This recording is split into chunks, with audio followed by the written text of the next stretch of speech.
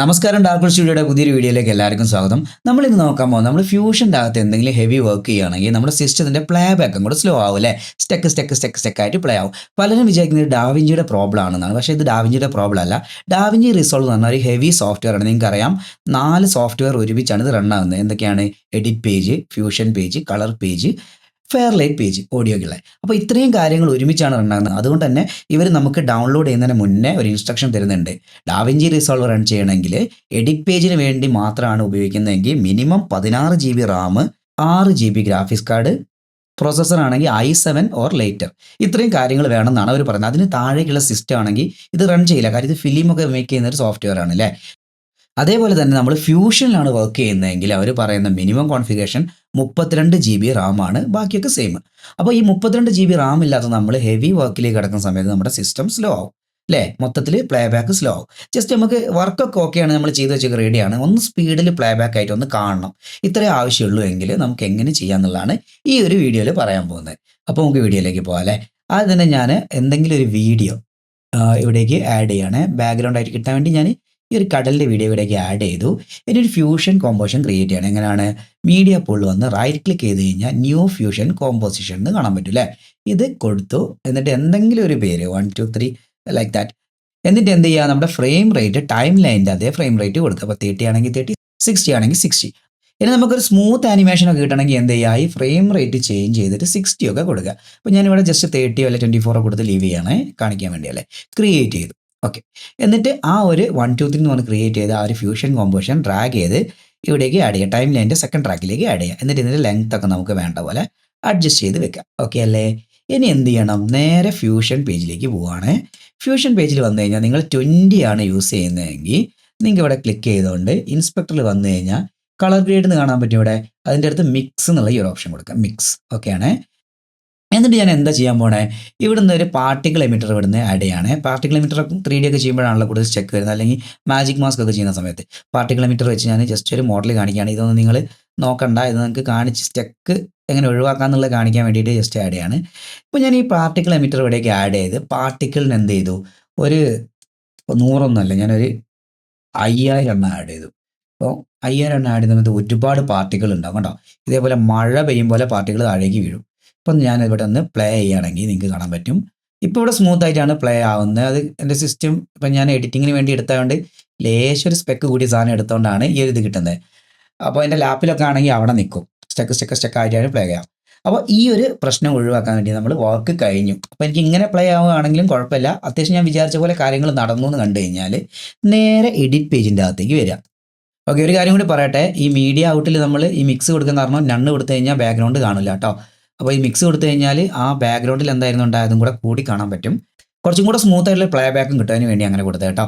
നേരെ എഡിറ്റ് പേജിൽ തന്നെ വന്നു കഴിഞ്ഞാൽ നമ്മുടെ ഫ്യൂഷൻ കോമ്പോസിഷനും ബാക്ക്ഗ്രൗണ്ടും ഉണ്ടാവും അല്ലേ? ഫ്യൂഷൻ കോമ്പോസിഷൻ മാത്രമായിട്ട് റെൻഡർ ചെയ്യരുത്. അതിന് പകരം എന്ത് ചെയ്യണം? ഇത് രണ്ടും കൂടെ സെലക്ട് ചെയ്യാം. ഇങ്ങോട്ട് വേറെ വീഡിയോ ഉണ്ടെങ്കിൽ അതിനൊന്നും ബോധർ ചെയ്യണ്ട കേട്ടോ. അതിനൊന്നും സെലക്ട് ചെയ്യണ്ട.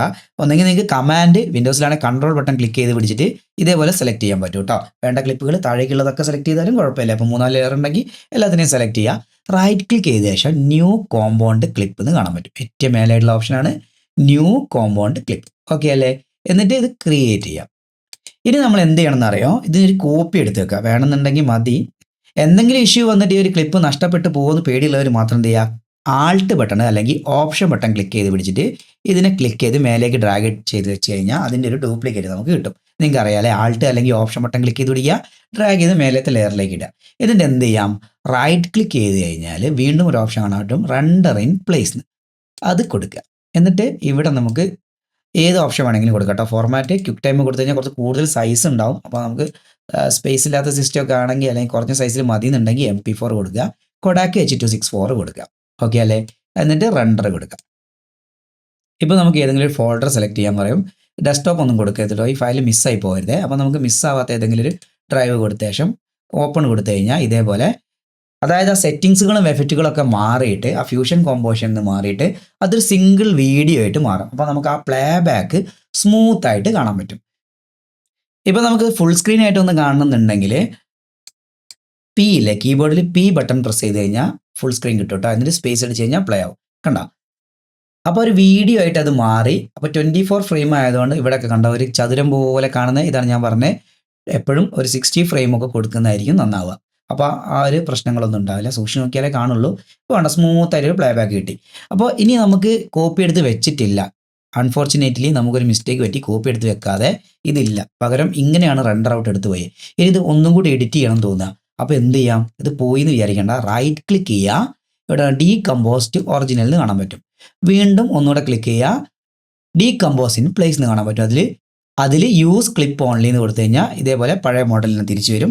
ഇനി അങ്ങനെയല്ല, ഈ കോമ്പൗണ്ട് ഇങ്ങനെ തന്നെ കിടന്നോട്ടെ എന്നാണെങ്കിൽ ഇതിൽ റൈറ്റ് ക്ലിക്ക് ചെയ്ത് കഴിഞ്ഞാൽ ഓപ്പൺ ഇൻ ടൈം ലൈൻ എന്ന് പറഞ്ഞാൽ വേറൊരു ഓപ്ഷൻ കിട്ടും. എന്താണ്? Open in time line. ഇത് ക്ലിക്ക് ചെയ്ത് കഴിഞ്ഞാലും നമ്മൾ ഇവിടേക്ക് തന്നെ എത്തും.